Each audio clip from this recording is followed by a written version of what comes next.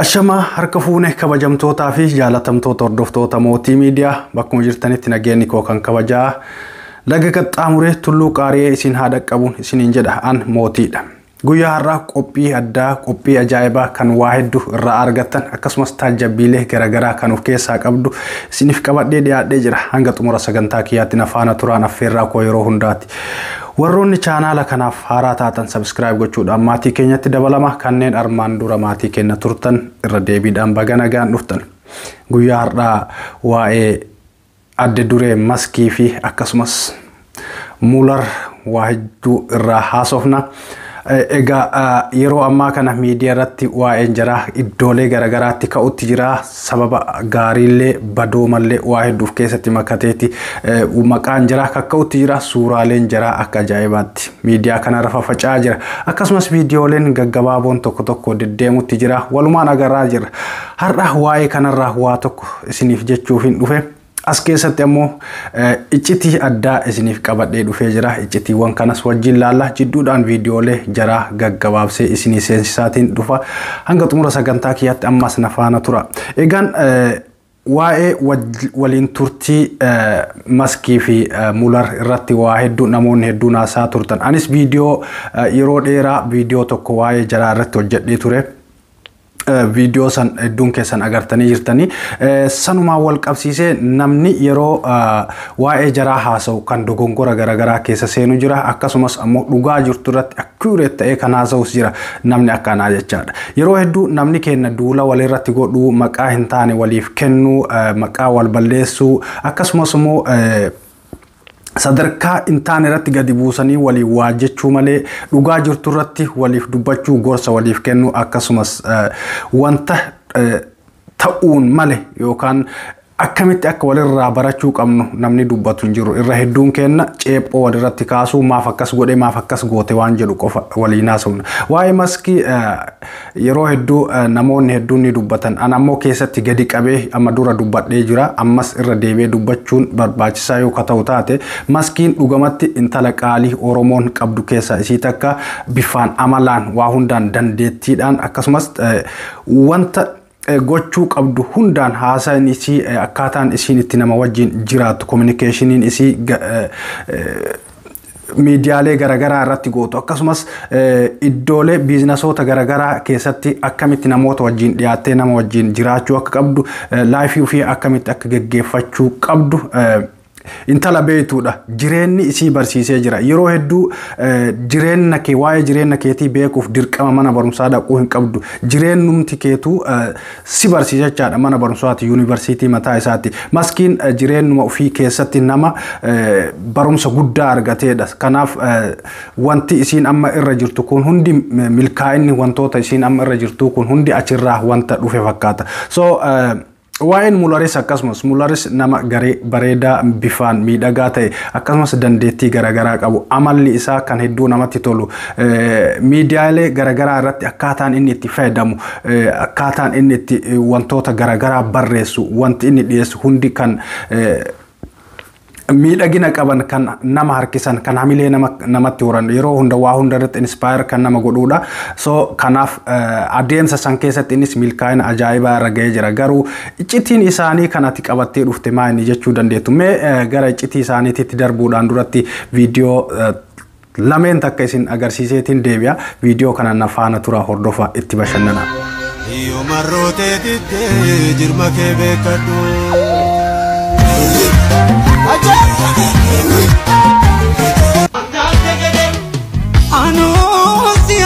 Ano siade yaddo kembade Ano siade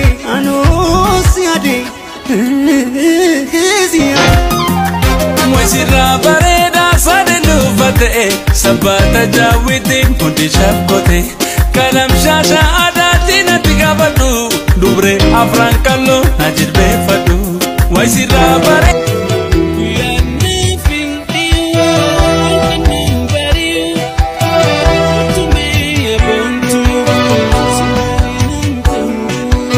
Tole viidicha agartanii jirtan maal akka asirraa hubattan isinuu beektu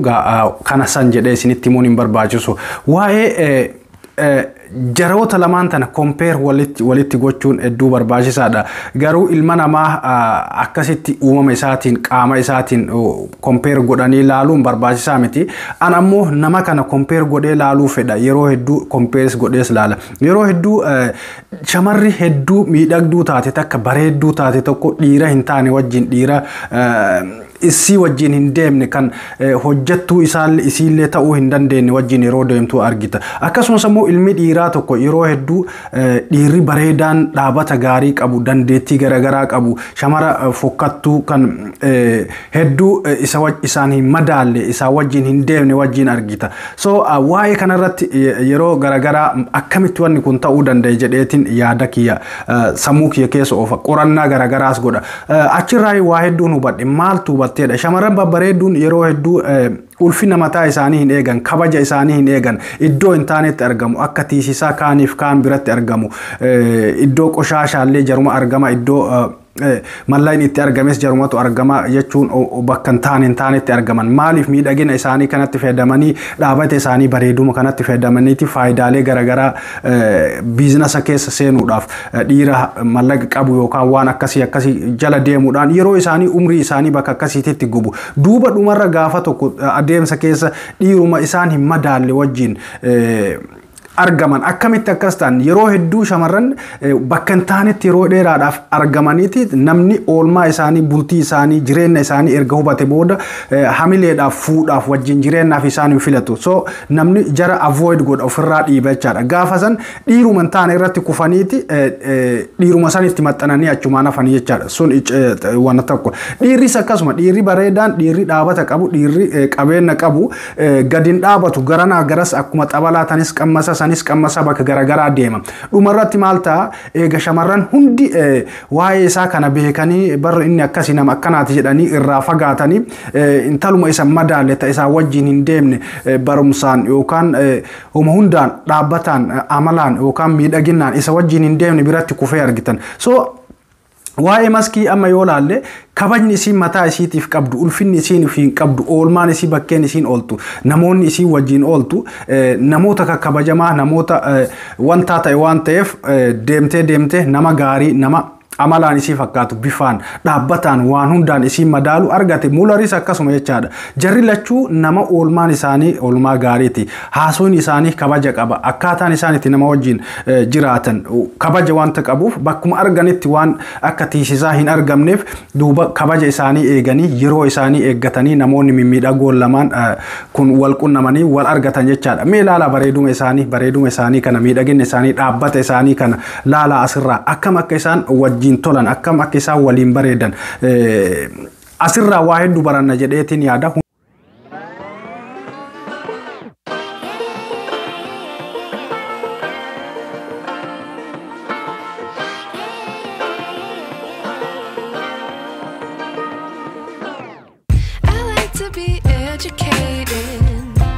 But I'm so frustrated. Hello to my loneliness. I guess that ignorance is bliss. Take me back to before the new.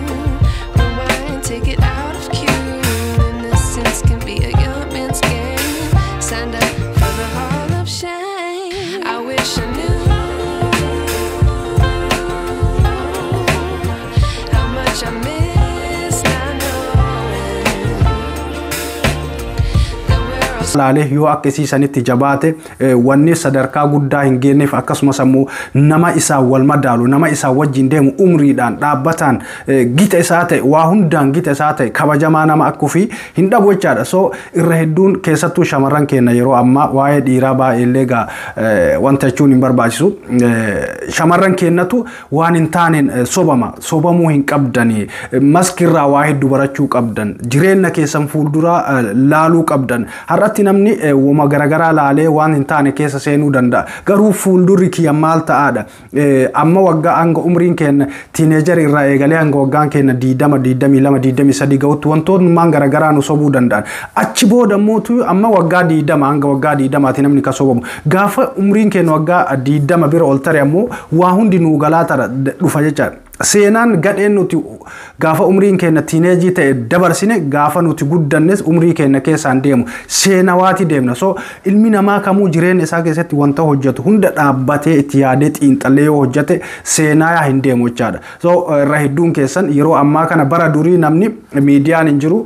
nama seenaa gaarii dalageef seenaa gadhee dalages hin arginu jechaadha har'a barri tolee teknooloojiin tolee nama gaarii dalages miidiyaa irratti nama gadhee dalages miidiyaa irratti argaa jiru kana jireenya keenya fuulduraatti viijina gaarii qabaataa akka deemnuuf viidiyoolee arginu haasaa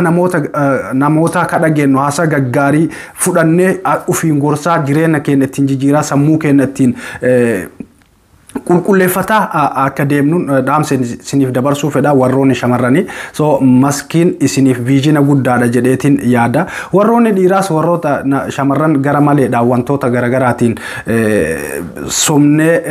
waan hin taane keessa isaan seensifnee rakkoodhaaf isaan saaxillee biraa deemnu muular irraa haa barannu jechuun barbaada mee viidiyoo tana ammas viidiyoo tana daawwadhaati yaada xiqqoo takka iccitii jedhee kan isiniif qabadhe isiniif himeeti addaan baana nafana turam